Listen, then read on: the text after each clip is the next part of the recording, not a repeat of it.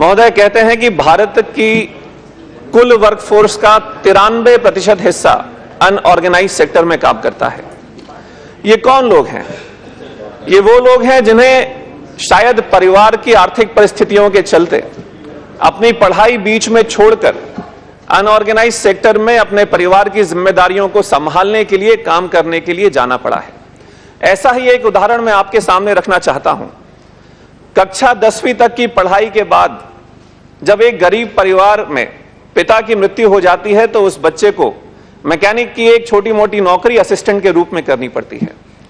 लेकिन लगातार पिछले 10 साल से अपनी लगन और मेहनत के बल पर काम करते करते आज अनऑर्गेनाइज सेक्टर में वो काम करने वाला व्यक्ति इस स्तर पर पहुंच गया है कि उसकी स्किल ना सिर्फ एक मैकेनिक की है बल्कि मैकेनिक के ट्रेनर की है। मैं बधाई देना चाहता हूं और धन्यवाद देना चाहता हूं भारत के प्रधानमंत्री आदरणीय श्री नरेंद्र मोदी जी का और आदरणीय मंत्री श्री राजीव प्रताप रूडी जी का, जिन्होंने प्रधानमंत्री कौशल विकास योजना के माध्यम से अनऑर्गेनाइज सेक्टर के काम करने वाले उन लोगों की स्किल को रिकॉग्नाइज करने का प्रयास किया है जो शायद परंपरागत तरीके से या अपने अनुभव के आधार पर अपने परिवार की परिस्थितियों को सपोर्ट कर रहे हैं। और आज आने वाले समय में वो लड़का मुद्रा लोन के माध्यम से आगे बढ़कर एक मास्टर ट्रेनर के नाम पर अपने आप को स्थापित करना चाहता है और आने वाले समय में सैकड़ों ऐसे मैकेनिक को ट्रेनिंग देने की क्षमता रखता है। मैं बधाई देना चाहता हूं सरकार को, बधाई देना चाहता हूं मंत्री जी को और बधाई देना चाहता हूं ऐसी सोच में हमारे प्रधानमंत्री जी को। महोदय, एक दूसरी कहानी जो ग्रामीण परिस्थिति से आती है। ग्रामीण परिस्थिति में रहने वाला किसान का बेटा जो किसी कारणवश नौकरी की तलाश में शहर नहीं जा सकता, उसके माता पिता की स्वास्थ्य ऐसा नहीं है जो उसको अनुमति दे कि वो शहर में जाकर नौकरी कर सके।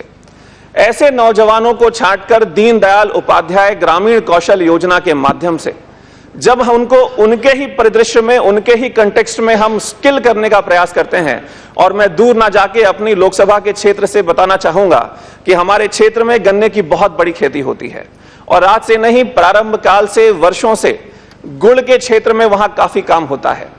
तो ऐसा ही एक लड़का जो गुड़ में जैगरी निर्माण, गुड़ बनाने की एक ट्रेनिंग लेकर आज ना सिर्फ खुद काम कर रहा है, अपने गांव में काम कर रहा है, बल्कि अपने साथ एक एसएचजी के माध्यम से 10 युवाओं को जोड़कर उनको भी नौकरी दे रहा है, उनका भी आर्थिक रूप से संबल करने का प्रयास कर रहा है। मैं इसलिए भी आदरणीय मंत्री जी को बधाई देना चाहता हूं कि ग्रामीण परिदृश्य में, शहरी परिदृश्य में जो हम महत्वपूर्ण बदलाव देख रहे हैं, कहीं ना कहीं ये स्किल डेवलपमेंट मिनिस्ट्री और प्रधानमंत्री जी की सोच का परिणाम है।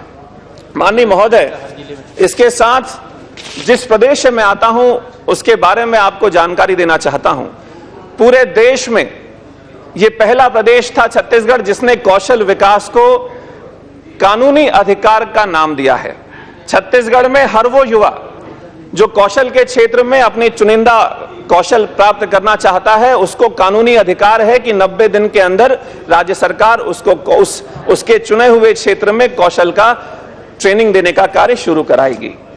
महोदय, कुछ सुझाव, मुझे मालूम है समय की कमी है, इसलिए कुछ निश्चित सुझाव मैं आपके सामने रखना चाहता हूं। महोदय, ऐसा नहीं है कि भारत में स्किल की या हुनर की कमी रही है।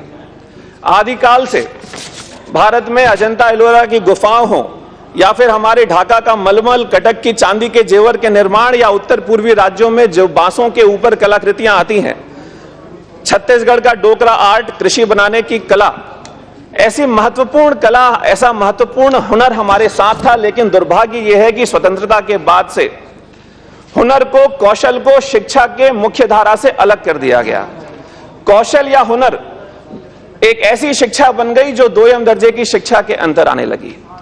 मुझे उम्मीद है कि आने वाले समय में ना सिर्फ स्कूल शिक्षा के साथ बल्कि उच्च शिक्षा के साथ भी हम वोकेशनल एजुकेशन को, स्किल एजुकेशन को इंटीग्रेट करके आने वाले समय में जो भारत के करोड़ों युवा हैं जो हर साल नौकरी की चाहत में वर्कफोर्स में शामिल होते हैं, उनके लिए एक अच्छे भविष्य का निर्माण करेंगे। और अंत में इस देश का भविष्य जो इन करोड़ों युवाओं के कंधों पर टिका हुआ है, उनके हुनर को पहचानने की, हुनर को तराशने की और उस हुनर को अवसर प्रदान करने की जरूरत है। अंत में 2 पंक्तियों के माध्यम से मैं अपनी बात खत्म करना चाहता हूं। अंधेरा घना था, जरूर छटेगा, एक दिया जरा जलाकर तो देखो। बढ़ रहा है भारत, जरूर बढ़ेगा। हाथों का हुनर आजमा कर तो देखो। धन्यवाद।